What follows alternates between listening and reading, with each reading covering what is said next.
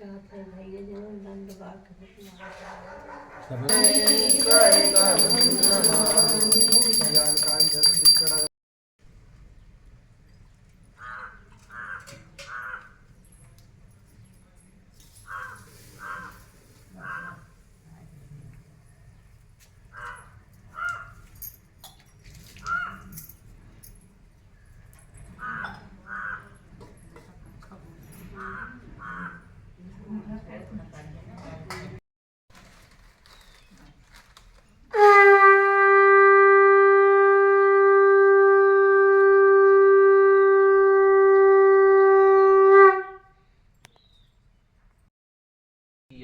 राजा ने बताया, कहा कि सत्यनारायण भगवान की कथा है। तो राजा फिर बनिया से रहा नहीं गया, फिर पूछा, कहा ये बताओ यह कथा की महात्म क्या है, क्यों सुनते हो, उसका लाभ बताइए। तो राजा ने बताया, कहा हमें संतान नहीं हो रही थी, हमने संतान के निमित्त भगवान की कथा सुनी और हमारी मनोकामना पूर्ण हुई। बनिया बड़ा खुश हुआ और घर आया। घर आने के बाद अपनी पत्नी से राजा के बारे में पूरी कहानी बताया। बताने के बाद अपनी पत्नी को प्रसाद दिया। देने के बाद दोनों ने भगवान संकल्प किया, कहा प्रभु यदि हमको भी आप संतान देते हैं, हम भी आपकी कथा सुनेंगे। ऐसा कह करके उस पत्नी और उसकी पत्नी से दोनों पत्नी सहित भगवान का प्रसाद ग्रहण किए और उस प्रसाद की कृपा से उसके घर पर 9 महीने जाकर एक बिटिया का जन्म होता है। बिटिया महिषा गुण था, जैसे शुक्ल पक्ष में चंद्रमा बढ़ते इसी प्रकार से बिटिया भी बढ़ रही थी। जैसे उसमें बढ़ने का गुण था, उसके नाम से कलावती और माता का नाम लीलावती पड़ गया। फिर छठी गेंद बरई के भगवान ने सब कुछ खर्च किया, उसकी पत्नी को फिर याद दिलाया, कहा आप तो भगवान की कथा होनी चाहिए, भगवान की कृपा से हमें संतान की पत्नी हुई संतान हमें मिली है। फिर बनिया कहता है, टका कर्मा टका धर्मा, कहा रुपया नाय न जोन खर्च हो चुका हुआ, अब परदेश जा तब आई तब भगवान कथा सुन, वो कब दिया है, विवाह समय तक टाल दें। भगवान ने भी कहा कोई बात नहीं। विवाह का समय धीरे धीरे बिटिया शादी हो गई, विवाह करनी हो गई। बनिया भी बहुत चालाक था, अच्छा सा घर अच्छा सा बर देख करके विवाह भी कर दिया। फिर भगवान को भूल गया, तो भगवान को भूल गया तो भगवान उसको श्राप दे दिया, कहा जाओ तुम्हारी मति मारी गई है, तुम्हारा सब कुछ नष्ट हो जाएगा। जिस राजा के राज्य में बनिया बना खा करके लेटा था, उसी राजा के राज्य में चोरी हुई। जो चोर लोग थे धन लेकर के भाग रहे थे, भागने में सफल नहीं हुए। राजा के सिपाही पीछे पीछे दौड़ाए थे, देखा कि पकड़े जाएंगे, बड़ी मार मिलेगी, बड़ा दंड मिलेगा, आजीवन कारावास। ऐसा क्यों नहीं करते, जो बनिया सोए उन्हीं के पास धन धरते हैं, धरने के बाद हम 1-2 तीर हो जाते हैं।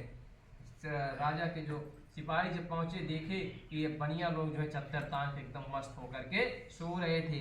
पहुंचते बाद 4 सोटा ओढ़े, 4 सोटा ओढ़े, जड़न जड़े बाल जाए रात में बैठाए रहे। सुबह जब मंत्रिमंडल की बैठक हुई तो राजा से बताया, कहा राजन ये बड़े निर्भीक चोर हैं, ये लोग चोरी करने के बाद मस्त होकर के सो रहे थे।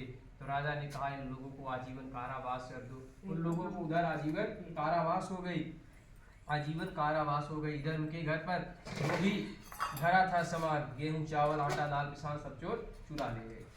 ऐसा समय आ गया, बिटिया दिन भर भिक्षा मांगती थी, संध्या के समय तब भोजन बनता था। एक बार उसकी बिटिया जैसे आज जहाँ पर भगवान की कथा चल रही है, ठीक उसी प्रकार एक मंदिर में भगवान की कथा चल रही थी। वह सोची भगवान का प्रसाद ले ले, उसके बाद तब घर पर चले। इसी चक्कर में इसी वजह से वह लेट हो गई। माता जी परेशान, कहा मेरी सियारी बिटिया अभी तक क्यों आई नहीं, कहाँ पर रह गई। जब वह घर पर पहुंची तो माता जी बिगड़ गई, बताओ संध्या होने का समय अब तक तुम आई नहीं, कहाँ पर थे। तब उन्होंने बताया, कहा माता जी मंदिर में भगवान की कथा चल रही थी, हमने सोचा अब प्रसाद ले लें, उसके बाद तब घर पर चले। तब माता जी को तो याद आ गया, कहा जब तुम्हारा जन्म नहीं हुआ था, तुम्हारे जन्म के पहले ही तुम्हारे पिता ने संकल्प दिया था हम भी भगवान की कथा सुनेंगे, लेकिन आज तक यह कथा हो नहीं पाई।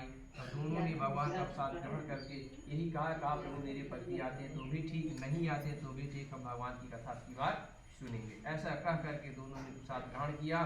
फिर उस राजा को स्वप्न दिखाया, कहा है राजन जो 2 बनियों को आपने बंद किया, सुबह होते उन दोनों को आप नहीं छोड़ देते हैं तो आपका सारा राजधन दौलत सब कुछ नष्ट हो जाएगा। फिर राजा बहुत डर गए। जब सुबह हुई तो अपने मंत्रिमंडल की बैठक में विद्वानों से स्वप्न के बारे में बताया।